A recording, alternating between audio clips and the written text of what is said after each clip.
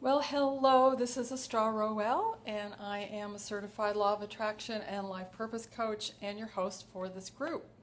So, welcome to today's Facebook Live. And what I wanted to talk about today was our tendency to view mistakes and failures as bad, and to even believe in failure and mistakes.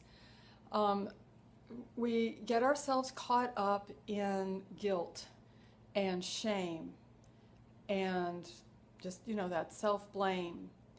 And when we're doing that, we're not allowing ourselves to move forward in life. So we keep ourselves stuck in the past. And our power is in the present. So I'm sure we've all had experiences where we feel like we've made a bad decision, we've gone down the wrong road, things haven't turned out the way we want. And maybe we've said something to somebody that we said maybe out of anger and we wish we hadn't. We didn't act from our highest integrity, all of those things. And as it applies to your purpose, I think, I hear a lot from people that I wish I'd known this sooner. I spent all these years doing this thing that I hated, and I shouldn't have listened to what other people were telling me, and if only I had, gotten on this path sooner, and is it too late for me? And so I hear things like that in terms of regret, in terms of, feeling like there's been a huge mistake made. So I want to help you reframe that and look at this from another perspective.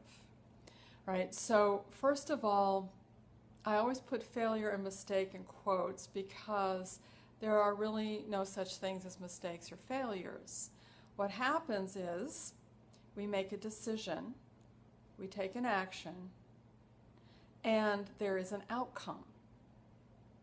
Now, when we don't like the outcome, that's what we tend to label as a mistake or a failure. And that makes life really difficult because we're here for the experience. We're here to meet our challenges. We're here to learn and grow and expand. And if we stay stuck in the past and we can't move forward, we're not allowing that to happen. All right, so understand that you can't go back and change the past, but you can learn from it. All right, you can learn. So when you are experiencing an outcome that you don't like, you can simply, acknowledge, okay, that didn't turn out the way that I wanted it to. I wish, that had gone differently. So what can I learn from that? What were the positive aspects of having this outcome that I didn't like? How is it informing me about what I do want? All right, I don't like that, so what do I want? So what decisions could be made differently? All right, what different decision would you make next time? What have you learned from it? And I want to emphasize the fact that everything is for us in some way. Every experience we have, we're either developing a skill that we'll use later, we are growing emotionally and mentally and spiritually from each experience that we have. So rather than beating ourselves up about it, acknowledge it for the experience that it is. Forgive yourself and focus on what did I learn so I can do it differently next time. Now for me, I guess one big thing that stands out for me that I would beat myself up about sometimes is that when I was a teacher for 20 years and I loved it for most of that time, and I was on purpose. I knew I was on purpose. I still hear from students, in fact just yesterday, who are now married and have their own kids, and their own kids are in a Montessori school, which is where I taught. And so that's kind of neat to hear. So I was on purpose, but towards the end of my 20 years of teaching, um, things had shifted and changed at the school that I was in, and I felt like their vision and my vision and their values and my values were no longer aligned.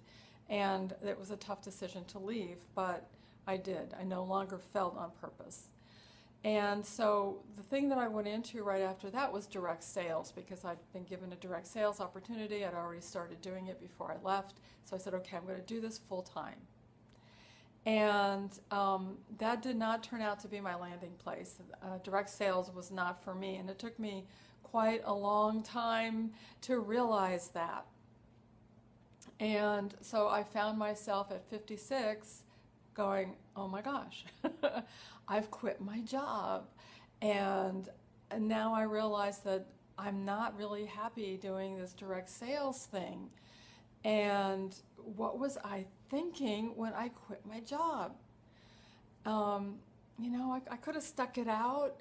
And so I had all this self-recrimination going on, because I didn't know what was next for me. And that's the thing, I didn't know what was next for me, but what was next for me was pretty good. All right, but at the time I didn't know that, and I was stuck in self-recrimination. So here's the positive aspects of being in direct sales. I was around people who were a lot more positive in their outlook. The morale at the school had kind of dropped amongst the teachers, and I was a complainer, and I was around other people who were complainers. And when I got into direct sales, there was a very positive tone that was always set and expected. And being around other people that were positive was very uplifting for me, and I began to be able to be more positive. It afforded me flexible hours, and this all happened at a time when my parents had some health crises, and they needed me to be there. They needed my help, and I was able. They didn't live anywhere near me. They were about a 10, 11-hour drive away from me. So I had to actually drop everything and go and be with them and take care of them.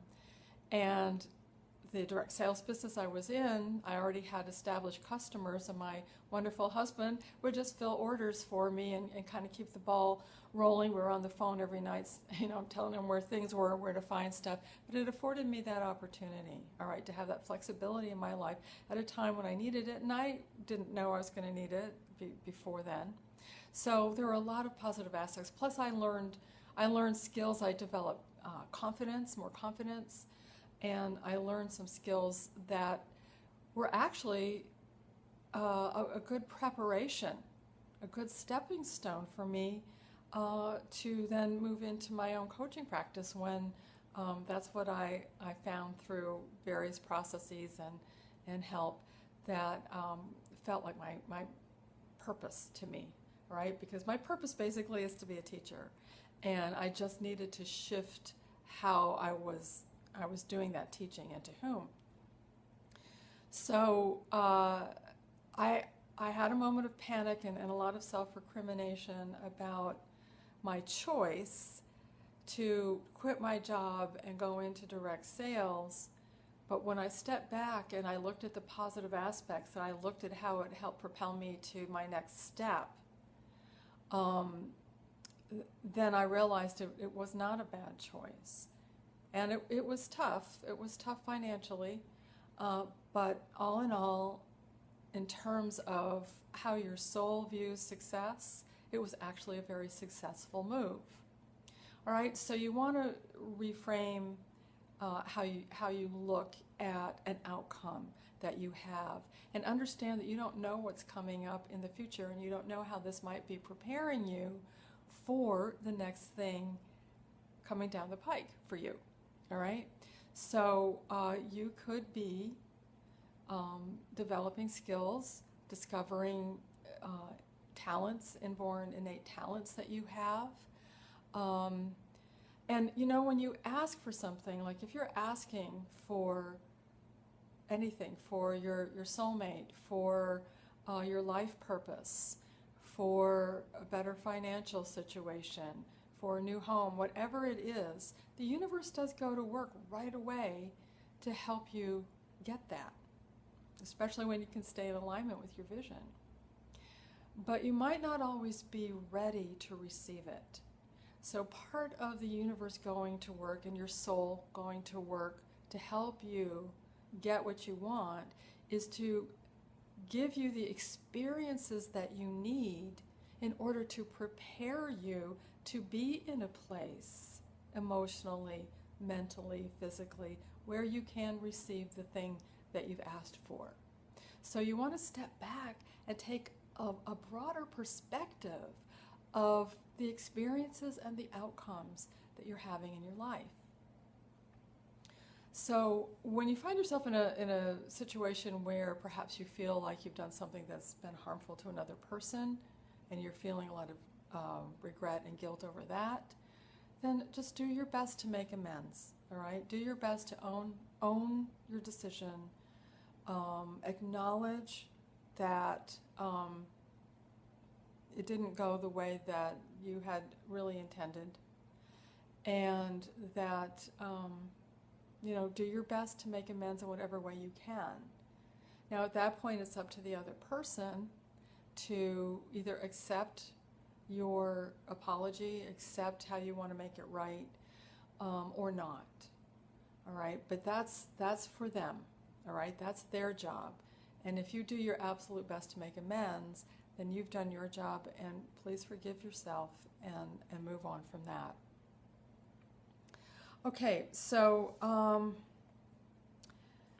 just to reiterate, when we are experiencing something we don't want, it gives us clarity on what we do want. So an outcome that you don't like, well, I didn't like that. Even if, again, if it was a life course decision, or if it was a financial decision, or if it was something that you did to harm a relationship, a decision like that, what you don't like that, so what do you want? All right, and you get clarity on that. So what can you do differently next time? What other kinds of decisions can you make? What have you learned from it? How have you grown? What were the positive aspects, maybe the hidden positive aspects, right? Those are all the questions you want to ask yourself, ponder. I would say journal about it. Write it down so you can refer back to it, and so you can get it out of your head and out into the world and onto paper.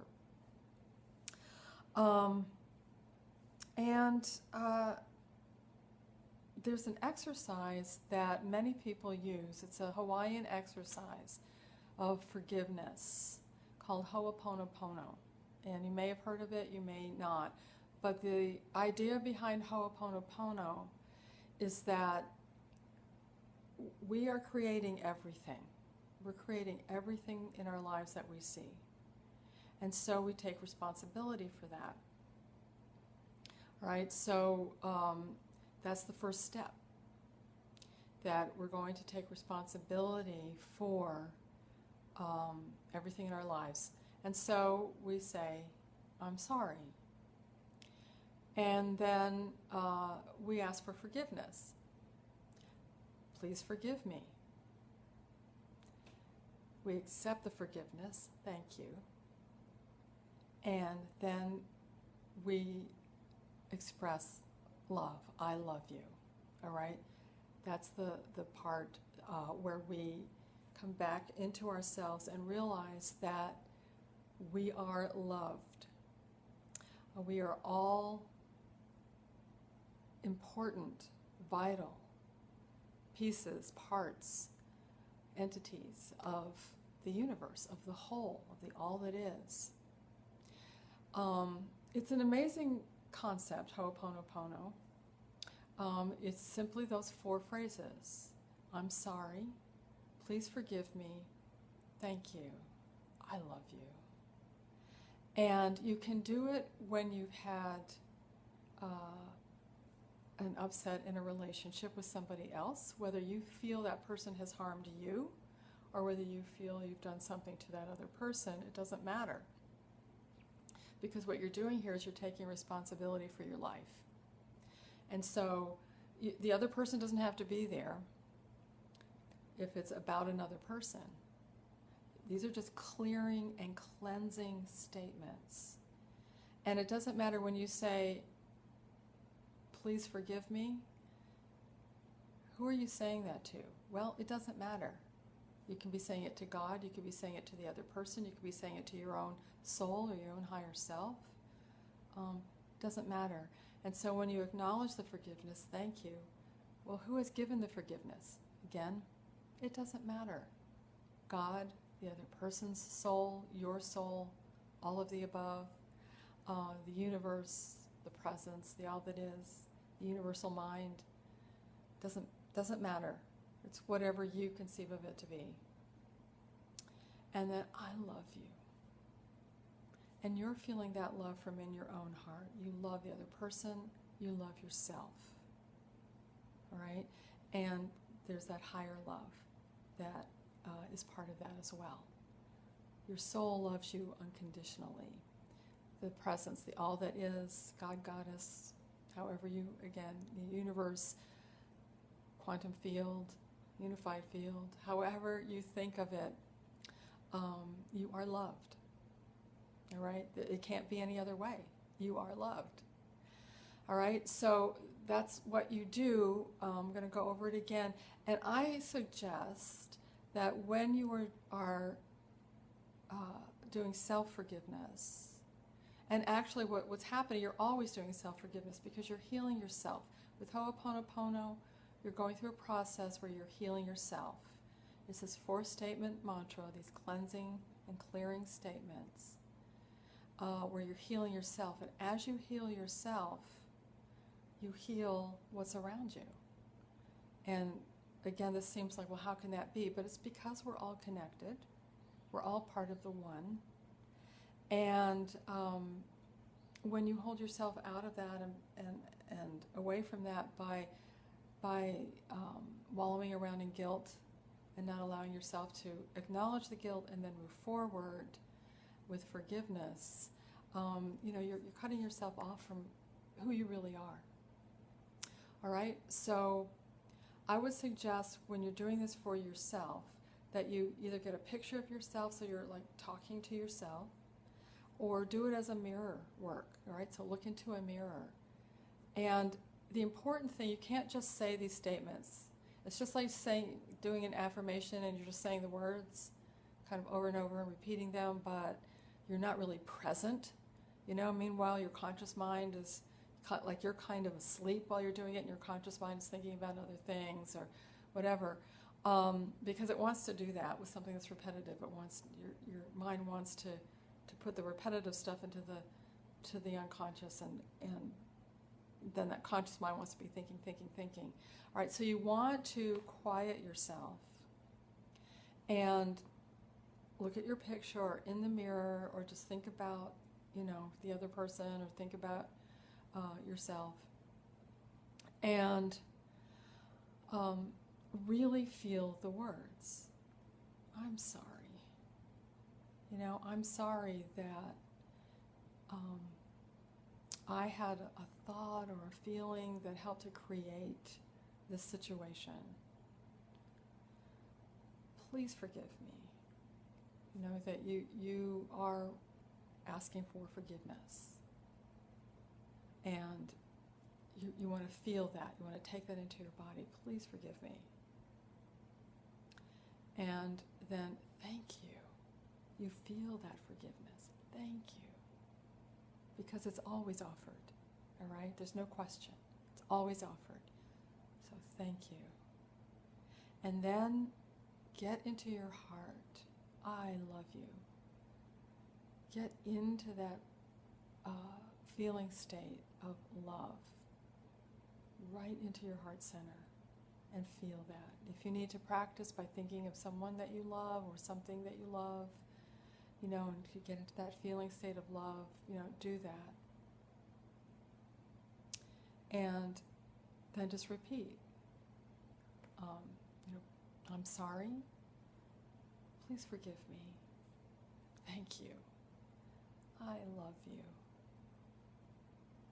And so how often do you do this? How many times do you repeat these 4 statements? That's up to you. That's up to, just go by how you feel. When you feel like something has released, then you can stop. And the nice thing about this too is that you can repeat this throughout your day. You can take breaks and just kind of run through 3 or 4 times.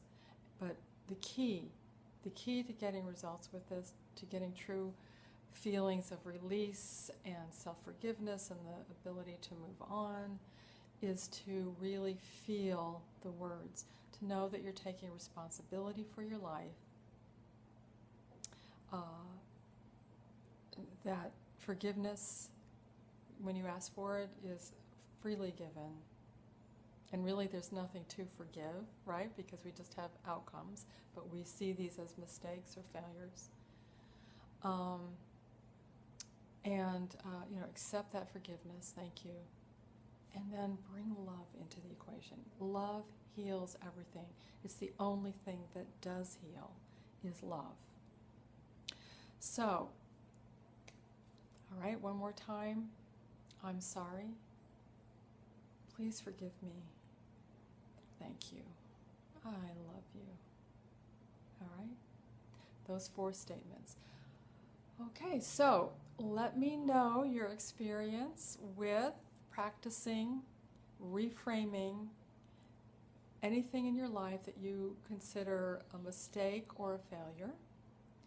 And then if you practice the Hooponopono, there's tons of information online, by the way. Hooponopono, it's all O's in there. In fact, it's, I'll spell it for you. It's H-O, and then there's an apostrophe, P-O-N-O-P-O-N-O, Hooponopono. Actually, I don't have it right here. It's H-O apostrophe O-P, all right, Hooponopono. It took me a long time just to say it, much less spell it. So, and you know what? When I first did this exercise, I didn't like it. I didn't get it. I didn't understand it, and I didn't like it. But my husband did, and he practiced it, and he got these great results from it. So I thought, okay, I'm going to have to revisit this one. And it really, I've understood it now. So if you feel some initial resistance to it, because you're like, how can I be responsible for everything in my life and everything that I see and so on, it's because we are actually not separate from anything that we perceive as being outside of us. And so we're creating our lives with our thoughts and with our feelings. And that includes everything that we see. It doesn't, again, this isn't about guilt, it's about forgiveness. It's about bringing love into the equation. And so this is one self-forgiveness exercise that I have found to be really helpful. There are others. Just acknowledge yourself, love yourself. Acknowledge, leave the past in the past, bring the lessons forward from it. Bring the positive aspects forward from it. Leave the rest behind. The only reason you have these things that you think are mistakes and failures is to grow and expand. So embrace the growth and leave the idea of regret and shame and guilt and failure and mistake behind. Okay. So anyway, let me know how the Hooponopono went for you if you've been practicing it, or if you're practicing any other kind of self-forgiveness technique, any kind of mirror work at all. Just telling yourself that I love you is a great, just that part of it, I love you, is a great practice. And be on the lookout for the upcoming meditation challenge on Facebook that I'm going to do in this group. You don't have to do it. It is something that you sign up for. It's free. And I've gotten all the meditations and the videos and things done for it already, so I now just have to get all the pages and graphics and all that kind of stuff done. So be on the lookout for it. I'm not sure exactly when I'm going to run it, but it's going to be soon. All right, have a great day. Bye.